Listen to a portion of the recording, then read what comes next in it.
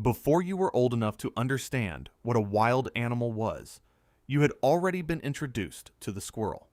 Not as a predator, not as a competitor, as a neighbor, something almost comic, quick, and improbable, darting across the lawn at the edge of your attention. It has always belonged in the background. The park bench, the autumn yard, the campus walkway where entire generations of students have stopped to watch one eat from another person's hand. You have never once thought to be afraid of it. That is not an accident. You have seen the squirrel in every public green space you have ever walked through. You have watched it work the bird feeder in your yard with a persistence that reads, somehow, as charming. You have seen it in children's animated films, reduced to frantic, food-obsessed comedy, and in a franchise that ran across 9 installments, where a squirrel's singular relationship with a single acorn became one of the most recognizable running jokes in modern cinema.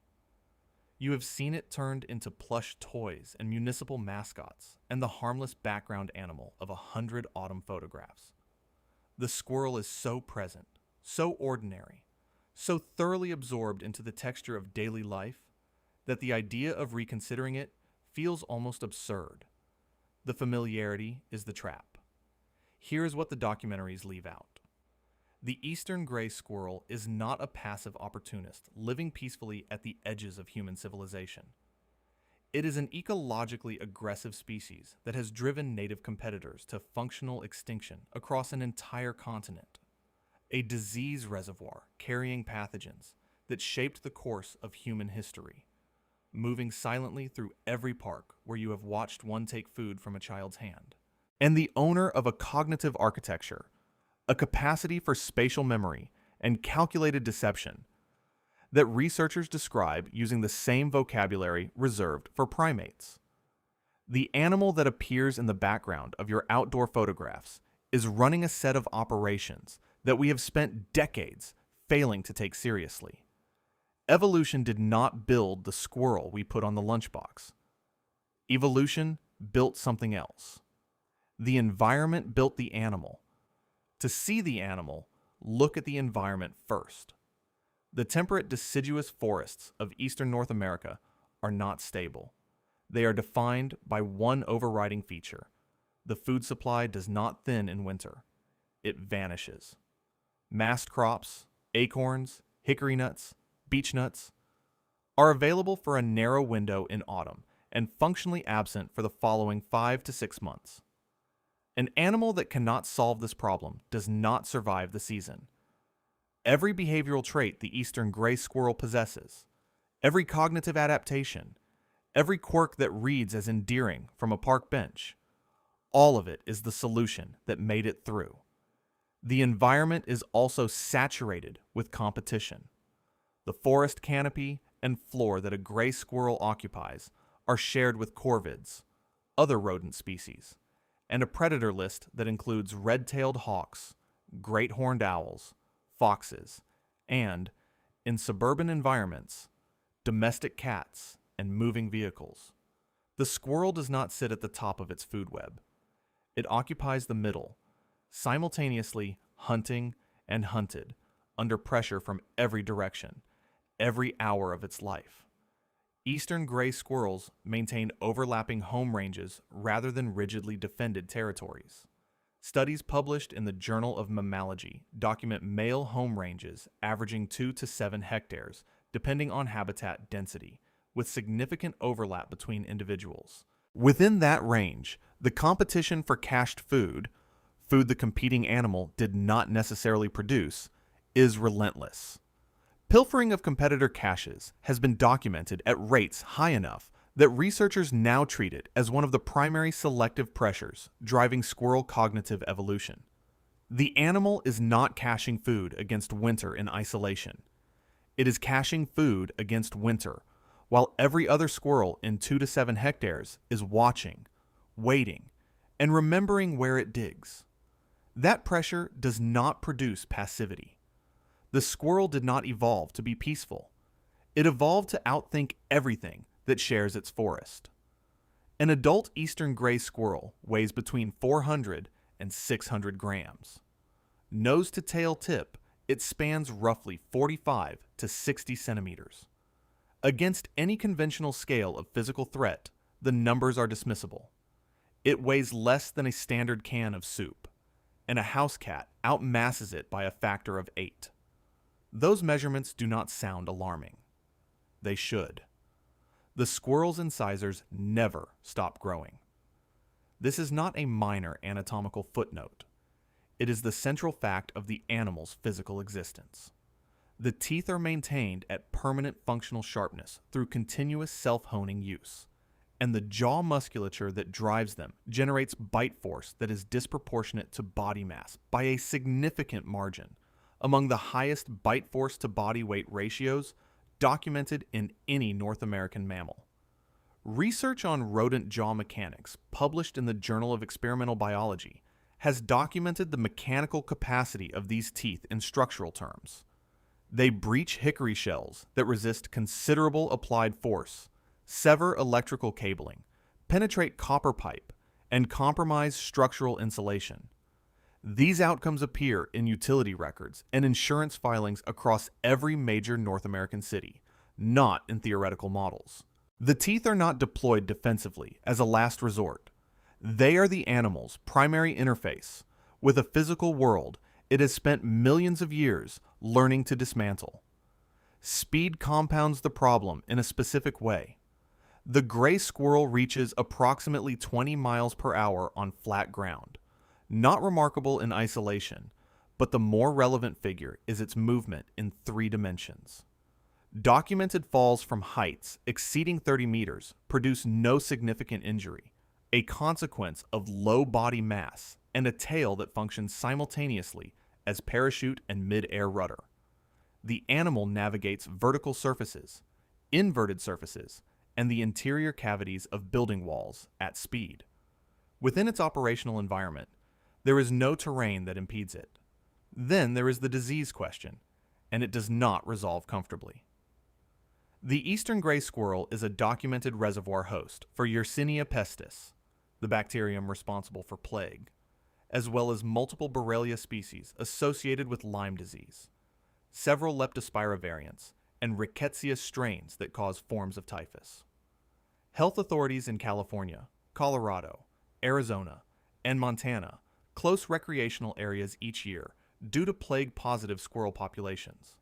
The closures are temporary. The animals remain. The animal accepting food from a child's hand in a public park is, in a statistically non-trivial number of documented cases, carrying organisms that drove some of the highest human mortality events in the historical record. Its most consequential weapon, though, is none of these. It is what sits behind the teeth, the speed, and the pathogen load. A cognitive system that the research has only recently begun to accurately characterize. Meridian Hill Park occupies 16 acres of northwest Washington. It is a formal public space, cascading fountains, stone balustrades, manicured sightlines, and one of the densest concentrations of urban gray squirrels on the East Coast. The squirrels there are acclimated to humans in the specific way that decades of direct hand feeding produces. They approach without hesitation. They follow individuals who decline to engage, and they have learned to read the small signals. The bag shifted, the hand lowered, the pace slowed, that precede an offering. Park regulars name individual animals. Some track them across seasons. The relationship is comfortable enough that the distance between wild animal and neighborhood fixture has, for most visitors, effectively ceased to exist. In the autumn of 2022, that distance reasserted itself. Reports began reaching the National Park Service from multiple visitors. Squirrels in the park were not waiting to be approached. They were initiating contact with people who had not offered food. They were following individuals who turned away. The language in the incident reports described animals behaving with what one account called directional intent, not the ambient opportunism of a habituated squirrel, but something that read, to the people documenting it, as pursuit. By mid-October, the reports had become bites. A woman in her early 30s, Her name was not disclosed in NPS records, was seated on a bench when a squirrel approached, without provocation.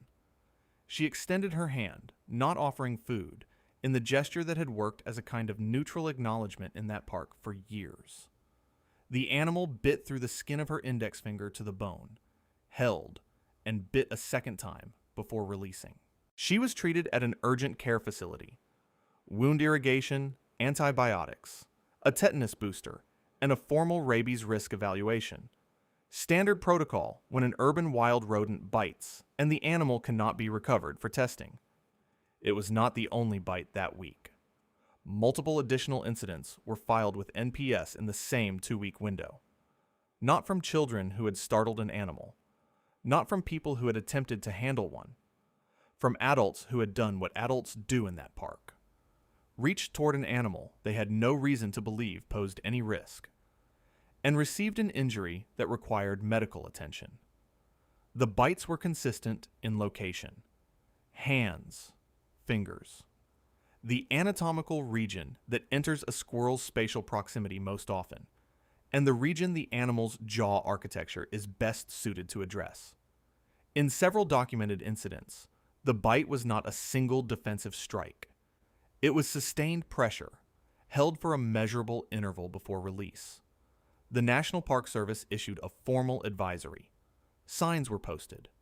Visitors were instructed not to approach or feed the squirrels. The advisory remained active through the following spring. These animals were not acting from confusion. They were doing exactly what a squirrel does. The assessment from NPS did not attribute the behavior to disease. It attributed it to conditioning, specifically to the long-term consequences of hand feeding on the behavioral baseline of a cognitively sophisticated animal. Decades of rewarded proximity had produced a population that had recalibrated what a human hand represented. Not a threat, a resource. And resources in the world this animal evolved to navigate are not waited for. This is the thing the cameras were never pointed at. The footage of the squirrel defeating the baffled bird feeder, the internet genre of it, the hundreds of hours of amateur video in which humans build increasingly elaborate obstacles and squirrels dismantle them in sequence, is footage of problem-solving cognition at work. The framing makes it comedy. The underlying process is not. Research conducted at the University of Exeter and published in 2018 documented something that forced a significant revision of the standard model of squirrel behavior. When gray squirrels were observed in conditions where the possibility of being watched by a conspecific was experimentally controlled, their caching behavior changed in ways that were specific and measurable.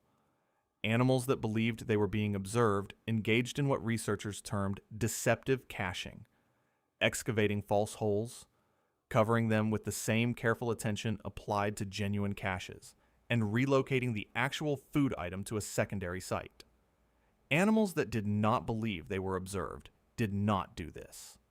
The operation requires the squirrel to model the mental state of the observer, to represent that the other animal has intentions directed at the cache, and to understand that those intentions can be frustrated by manipulating what the observer was allowed to see. This is the cognitive structure underlying deliberate misdirection. It is documented in great apes. It has been documented in corvids. And the Exeter research placed it, with appropriate hedging, but with measurable behavioral evidence, in an animal that most people have watched except peanuts from a stranger's palm.